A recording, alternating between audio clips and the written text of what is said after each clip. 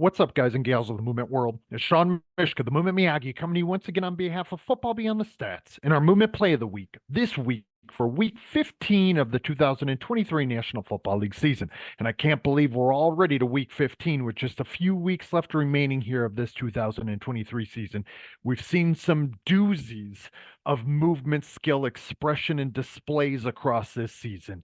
And I have a sneaky suspicion that down the home stretch here, as conditions continue to change, pressure, anxiety, weather, everything continues to build and change. It's going to continue to test the movement skill and the expression of it for NFL players at the highest of levels. This week is really no different when we have Kenneth Walker, an individual that if you followed me here at Football Beyond the Stats over the years, just rewinding back to 2 years ago with the 2023 NFL Draft, you will know that Kenneth Walker III out of Michigan State, now a Seattle Seahawk, is one of my very favorites as a college player entering the league just because of his highly evolved, very mature, very attuned, authentic, and adaptable movement skill and style about him. So if you haven't seen that video, I would highly suggest you click on it in the comment section below, which I will put that in there from 2 years ago, and take the little deeper dive as to who Kenneth Walker is and what his movement form of life really is about. But today, here in Week 15 against the Philadelphia Eagles, reigning NFC Conference champion and Philadelphia Eagles and one of the very best teams in the league, Kenneth Walker came to express himself authentically, honestly, in a very adaptable fashion. So let's get into it. 100% speed here. We're going to watch it a few times through, as we always do. So Kenneth Walker, as you're about to find out, highly layered, highly nuanced movement skill. And that was the thing that I loved about him coming into the draft. And we're about to see exactly what I mean by that and how it shows itself in the changing situations, the emerging movement problems on an NFL Sunday. Probably one more time here through at 100% speed as Kenneth Walker puts some people on his poster and then just shows a highly layered movement skill. And again, I'm going to tell you and walk you through what I really mean when I say that. So we watched it at 100% speed. Let's go ahead and bring our playback speed down to 50%.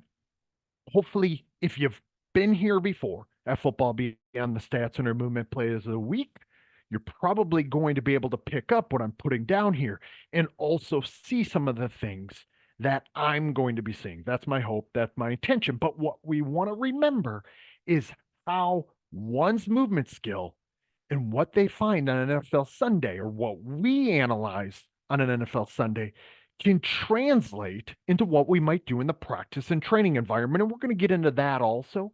But again, what we're going to find from Kenneth Walker is this very evolved and mature style. He's not just the guy who's going to run past you, run you over, or make you miss. He could do any one of them at any given moment in time. And that's one of the things that makes him special. But the other thing that makes him special that I want to really highlight here is his true attunement, his sensitivity to the information of the what is, his connection to the what is, and how that feeds into, in a perpetual way, this tight circular way of his adaptability and this constant adjustability and flexibility that we're going to find from him. We're going to see it from this angle, and then let's go ahead and watch it from what would be the end zone view, but with ESPN or NFL, I guess the NFL Monday Night Football with the ESPN ABC camera. It's going to be kind of at a weird angle, but it's going to show us some things also. Let's really pay attention here. Remember, we perceive to act, act to perceive. That's going to be very important when we look at this highly layered. All I really mean by that, guys and gals, is this. When I say layered, what we find from Kenneth Walker may be very different comparison to many other running backs in and across the league. Probably some guys that would fit in this same category at the NFL level would be a guy like Nick Chubb, who obviously is injured right now, Cleveland Brown, Nick Chubb. Christian McCaffrey would be in this conversation also. This highly layered, they're not just perceiving that which is in front of them. They're perceiving that which what is in front of them and behind that immediate, maybe opponent or defender, or teammate, this immediate local problem. We're about to see that from Kenneth Walker. And then what might be lying in their periphery, more in the outside or outskirts here. So the skilled perceiver is able to see wider, longer, deeper, and just with a more resolute type of fashion. That's what we find from Kenneth Walker. So what he's seeing in front of him isn't just the information, isn't the only information. He's perceiving or detecting and connecting to that's going to guide and shape the way that he solves that movement problem. Let's watch it unfold. And that's why I paused it right here. Now, we can get into that first cut, of course, and it isn't about this cut because he's just kind of finding this interpersonal distance that is going to allow him to give him this space to get to the outside where Noah Fant here, number 87, has sealed things off. And Walker really just has to concern himself here with Fletcher Cox, number 91. We got a defender down here, number 21, and where we can see, and let me get my my drawing tool out here. You guys know how I love to do that. What we're going to find from Kenneth Walker here, if I could get the tool that I want, is he's actually looking deeper. Now, let's not get it twisted, not for a moment. If we really watch this back, maybe a half a beat back, he will have picked up information right here about 91, okay? Because highly relevant, highly pertinent challenges that are going to relate to the information he must pick up that's going to guide when and where and how Kenneth Walker III is going to act here. But notice what I said. This layered, perceive wider, deeper, and longer. But watch how this, and when I say this, I mean the information about the unfolding, what is the unfolding problem, actually plays into how Kenneth Walker is about to act with true skilled intentionality. He's going to go occupy this space and draw 21 into this gap with the expectation. So we want to put ourselves in the intentions of 21. And as you see him close this space, right? And let me just get back to the arrow. When you see him close this space tighter, Kenneth Walker knows that this gap is not going to be there for very long. He knows that those two opponents, based on the information he just picked up, and I'll rewind back momentarily, and that which what lies way back here is going to be an affordance, an opportunity to act that is going to decay and decay very quickly. So he uses this to his advantage. Let's observe. Okay. So watch him take these steps to pull 21 further into this gap. So as this gap closes, watch a half a beat back, okay? A couple beats back. So right here, you see him look to Cox. We can see him look to Fletcher Cox. Watch it just a little bit back. It was just a little bit too slow on the draw, okay? Watch him find 91 right there, okay?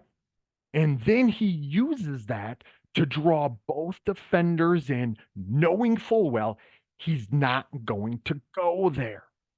But he continues in that direction and in that path to go to that gap. And of operating with this truly in mixed martial arts or in combat sports, Craven and colleagues from 2019 would call this brinkmanship. You act at the edge of your own action capabilities. Okay. So he's going to draw these guys in, pull them in until he knows that he has them dead to rights. When he knows that 21, when we look at, let me see here. Sorry about that. When we look at this posture, these kinematics, and how he's positioned, Kenneth Walker, whether it's innate or not, or whether he's explicitly thinking about this, he can tell 21 has no way to be able to change, put his foot in the ground and change direction to go in the direction that Walker now is. This is what I mean by highly attuned, sensitive to the specifying information, closing gaps, multiple opponents, okay, that you got to deal with, all three items, if you will, and how they relate to one another, and then where and how 21 is positioned. He uses all this information to couple his own movement behaviors to. Highly nuanced stuff. That's exactly what I mean. And layered. Okay. It's not just about one information source, it's about all of them and using the right information at the right time to guide the action. Okay. Let's not underappreciate this because this is special, special stuff from Kenneth Walker. Draws them in. And, when he draws them in like that, draws both of these guys in, we got to think about what that deeper defender is doing too. We're going to be able to see that from another view. Can't see it right now, can't see him right now, but that is all information that he's going to be attuned to. But it's kind of like a mixed martial artist. I used that example before, where you might see a mixed martial artist doing this hand fighting and feinting. They might even throw a shoulder or hip feint or some sort of striking type of action. It could be any weapon, right? It could be hands, feet, legs, kicks, whatever, right? You're occupying this space in some way to draw your opponent to you in mixed martial arts or in combat sports. In American football, specifically with a ball in your hand, you're going to behave in a way where you're going to attack the space to draw someone in. You're feinting and faking, if you will. You're deceiving them that you're going to go occupy that space or that you're going to go through that gap or accept that affordance. But you aren't. It's a false affordance. It's a misleading affordance with the full expectation that you're going to go put that dude on your poster. But yet you still have to have the action capabilities to be able to cut in this type of way. Okay. Look at the way that he cut on that line, straight 90-degree cut with a crossover action. Okay. So if we were geeking out about biomechanics in the motor actions themselves, we could put this through our kinogram and on a biomechanical, this is a poster, if you will. If we just look at Kenneth Walker, it looks an awful lot like this cat right behind me, right? In a Barry Sanders crossover type of fashion. Very special action capabilities that lead to one's perception of the way that they might act, the opportunities to act. Okay. But again, it's about this information that he's taking in about this opponent that I'm circling right here that is going to inform him about how he should cut, as well as maybe when he should cut and where he should cut. Okay. We see this interpersonal distance that is highly specifying. It's right at about 2 yards. He made that decision just a little earlier than that. So probably 2.25, somewhere in that vicinity. This interpersonal distance, this posture in kinematics, no place for 21 to go. Okay. Because again, this was all Kenneth Walker's doing, but he's highly attuned to it. Watch him take that layered movement skill and he immediately moves from one movement problem to the next. This is again what I mean by layered. It's simultaneous in successive affordances. I've talked about this many times before. Simultaneous being present at the same time. What opportunities are present at the same time? In successive. How you solve one movement problem is going to flow into how you solve the next. So just like no two problems are the same, neither are any two solutions. No one problem, a local movement problem, is isolated from any other. They're all flowing into one another. Okay. And that's what we see here. He moves from that movement problem and has to change situations completely. This is dexterity, the ability to solve any emerging movement problem in any situation, in any condition, changing situations. We just went from this 1v3, essentially, okay, to now Numbers are on his side. He picks up some teammates. He picks up 84. He knows that Drew Lock should be coming back behind him, his quarterback, who's going to prove himself to be a willing blocker. But watch this tightly coupled movement actions flowing into Kenneth Walker's intentions, his ways and aims to act in given ways, okay, and his perception. What information is he picking up? It all flows together. He goes right to that point and points to 84. I need you out in this space to go work with me and for me, right? And it allows him to actually scan and begin to connect his actions to his teammates' actions. The teammates' actions in relation to the opponent's actions, shared affordances. Hopefully that makes sense. Let's take it a couple beats back to the cut. Out of the cut, right to 84, finds 84, okay? Looks out to the space, gives the point, and now starts to change his own movement actions, his tempo, his speed, where he's going. Why is he doing that? You got 16, Tyler Lockett here. You got 84, your teammate here, and you got number 2, Drew Lock, your teammate as well. So now it's a 4v3-ish, okay, depending on exactly what's going to unfold out here. And Kenneth Walker changes his tempo, changes his rhythm and cadence, as well as his path in accordance to his teammates. Watch him here. You see that little gather gallop step, right? We see that. Let's not miss it. Watch this little gather and gallop. And as that gather and gallop happens, what does he do again? He's essentially allowing this dyadic relationship to unfold and kind of become more engaged. Tyler Lockett to become more engaged with 31. He lets 84 get a little closer here because he knows this updated information. He himself, Kenneth Walker himself, does not need to be in a rush right now. It is a 4v2 at this moment. Fletcher Cox, bless his heart, big man coming down, but he's not going to get in this movement problem anywhere where he's a threat. Okay. So this 4v2, Kenneth Walker, teammate number 2, teammate 84, teammate 16 versus these two defenders. So he's got numbers on his side, he's got space on his side, and he's going to be able to pick and choose his path through here if he is patient.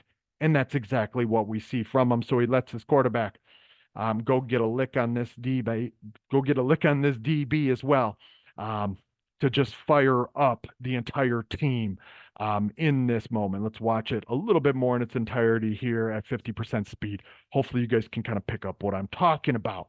This situation is one that we can easily rep. In fact, we can rep both of these situations. And it's something that I'm going to talk about a little bit more. Okay. Because remember, our analysis of the performer environment relationship, the problem and solution dynamics should feed into what we might use in a training and practice environment for our activity design to have a high amount of aliveness, but to allow for repetition without repetition. No two problems the same, neither are any two solutions, and we want them to unfold across situations.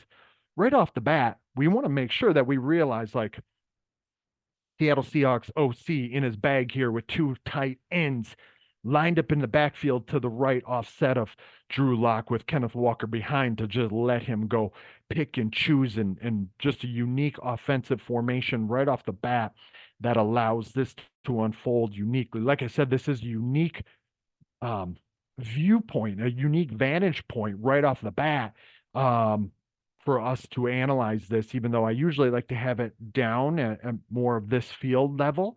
This is a unique one because we can really see the behaviors as well as the technical and tactical schematics of the defense. Okay. Especially we watch these two backers here enter this space when Walker pulls them up into that space as he approaches the line of scrimmage. So as he gives the dive type of look, okay, that we're about to find, he holds on to this long enough to pull those linebackers into the traffic, okay? Into some of this that allows them to really be moot points. These highly athletic linebackers and defenders for the Eagles. Kenneth Walker, essentially based on his movement style, and he did this a number of times, guys and gals, on Monday night against the Eagles. He is so accustomed to operating in this highly layered way that he pulls guys into spaces and he's okay with them getting in a phone booth with him because he just trusts his adaptability of his actions in this way. Now, remember what I mentioned before, this dude who is deep, okay? We see Kenneth Walker here with his perception. He'd already, if we watched it, and I'll rewind it back and remember that viewpoint before, he already picked up to what was to the left and what was to the right. And now he zeroes in on this deeper defender who's 12, 13 yards away, but about to close in that space. And you can see he uses all three of them against one another to act as if he's going to occupy that space, but he has no intentions to do so because of the threats that exist there. Let me clear this and walk us back just a tad. I don't want you guys to miss that. Okay, so we watch him here. He sees Walker, or excuse me, he sees Fletcher Cox 91 there, and he looks right deep and draws 21 into that space. And then we see the nastiness of the angle of this cut. Okay, watch it here in slow motion. This is no joke. At this lean with that really far, deep angle and that outside foot working through this crossover. Nasty, nasty execution with the biomechanics there. And now we see him change the tempo, change the pace, and we see it all unfold from this other viewpoint. Okay, so let's get back into there. Let's watch it one more time. 50% speed. I'll let you guys enjoy. And then let's maybe talk about what could unfold just momentarily for a training practice environment. I know we've been on the line for a bit, but you guys know how I geek out about these things. Let's go ahead and do so together. Okay. As we think about this, remember two different situations. What we're trying to do in training and practice activity design is not replicate the exact same movement problem. That's not what we're trying to do. What we're trying to do is allow the skillful movement of the most skillful behaviors in the league at the respective position to inform our training and practice design as to what we could do to set up slices or snippets of the game to be able to wrap that out, okay? To do so in a repetition without repetition fashion. So, what might we do here, just even using this first local movement problem? I think it should be pretty obvious, okay? Let's do a 1v3 type of activity. What do I mean by that? Let me get my little drawing tools back out here. Let's imagine, if you would, with me, okay, let's call hashes maybe a little wider than hashes. So we're probably talking 8-ish yards wide. I'd probably say anywhere from 6 to 10. And remember, repetition without repetition, no two problems the same. We're going to change the constraints, manipulate the constraints really frequently. 6 to 8 yards wide. Okay. Let's call it 10 to 15 yards deep.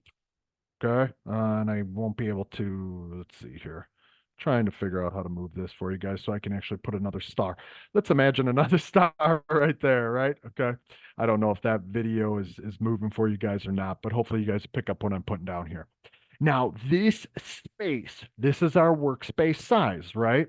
So again, you guys have seen me, heard me draw this before. We see those stars. Those stars are really representing cones. This is not going to be a perfect square, rectangle, whatever it might be. Okay. You guys see where I'm going with this. 8 to 10 yards, 6 to 10 yards wide, typically, 10 to 15 yards long. Easy tunnel, easy workspace size. And we do a 1v3 where this skilled performer could be a running back, could be a wide receiver, could be a tight end, and that's going to dictate how they're going to enter this space. If it's a running back, we're going to have that guy And we're just drawing out this activity. We're going to have him enter the space from where Kenneth Walker is right here. He might be able to enter it heading straight into that tunnel or that workspace. And then, of course, we want to change it repetition to repetition so it unfolds in a repetition without repetition way. Constantly changing the movement problem. So, what individual has to constantly change the nuances of their solution, what they're perceiving, how they're intending to act, and ultimately how they adjust their actions. Okay. I said 3v1, that one is an offensive player. And then we might have a deep safety. We could have a corner, linebacker, something of the sort. And typically here, we're number 91, Fletcher Cox is entering the space. I usually, in most cases, would hope to have a linebacker. And I usually, and Blake and I, with you guys have heard me talk before about Blake, our learning environment, we typically would have more linebackers. It just so happens to be the way it is unfolded. Linebackers, DNs, corners, safeties, etc. Okay. Running back entering that space has to make each guy miss, but we would educate, just like in a Kenneth Walker fashion here, we would attempt to educate the intentions and attentions of this guy. What do I mean by that? How he's intending to move. Okay. Going out, global intention here. Make those guys miss in any way possible to end up on the outside of this, or at the end of the goal line, if you will, that line to gain, that 10 to 15 yard length to go without getting touched. Okay. Simple intentions. So he has to set these guys up. Each 1v3 in anywhere from a 6 to 10 to 10 to 15 yard workspace. Not that much space when we really think about it if we're talking about National Football League players.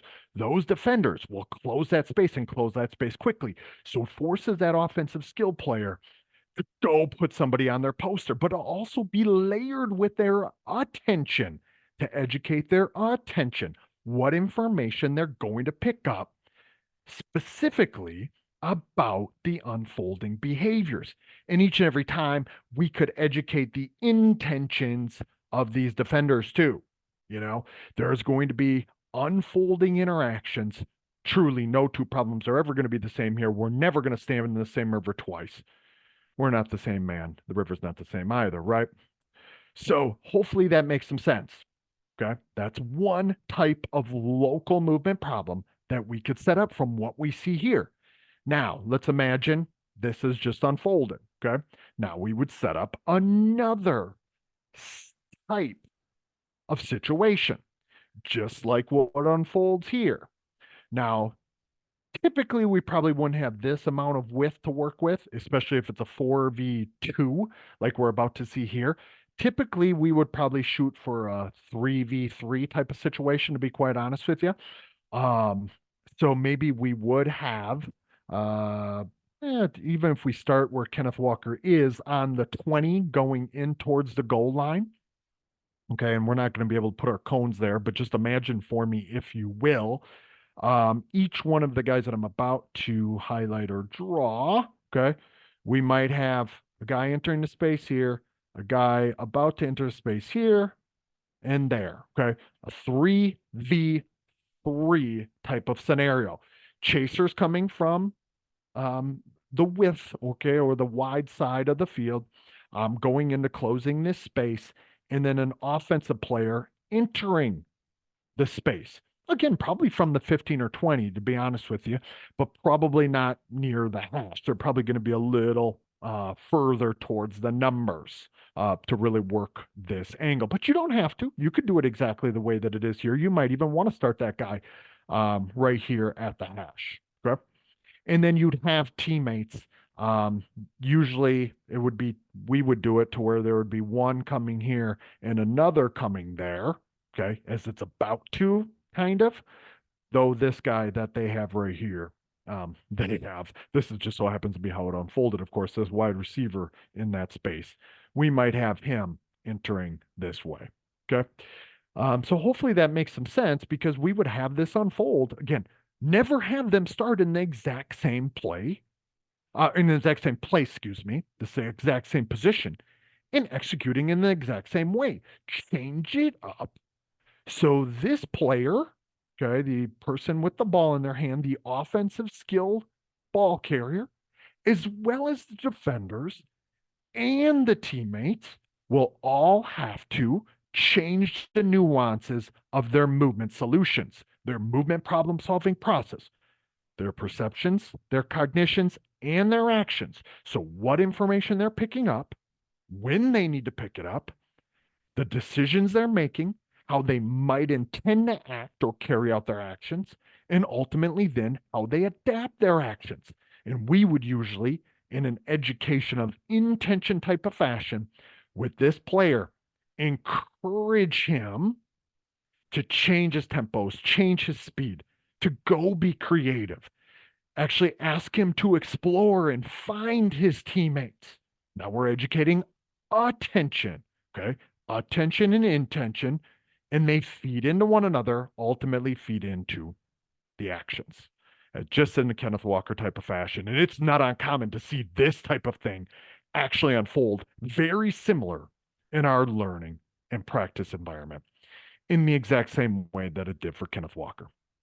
Guys and gals, there was a lot to take from our Week 15 featured movement play of the week from Kenneth Walker, running back of the Seattle Seahawks. Hopefully, it makes some sense. Like I said, I'm going to put the video from 2 years ago, 2022 NFL Draft, in the comments section below. If you like this video, take a peek at that one. I think you're going to see some of the things that I tried to illustrate from Kenneth Walker here today. You're going to see it on display over and over and over again in his college highlight film as well. And I think the best is yet to come from Kenneth Walker, just based on his highly nuanced and highly layered style that he executes through. So for week 15, we just have a few weeks left. I hope you guys will come along for the ride. This has been Sean Mishka, the Movement Miyagi, Football Beyond the Stats, and our Movement Play of the Week. I'll talk to you guys in week 16.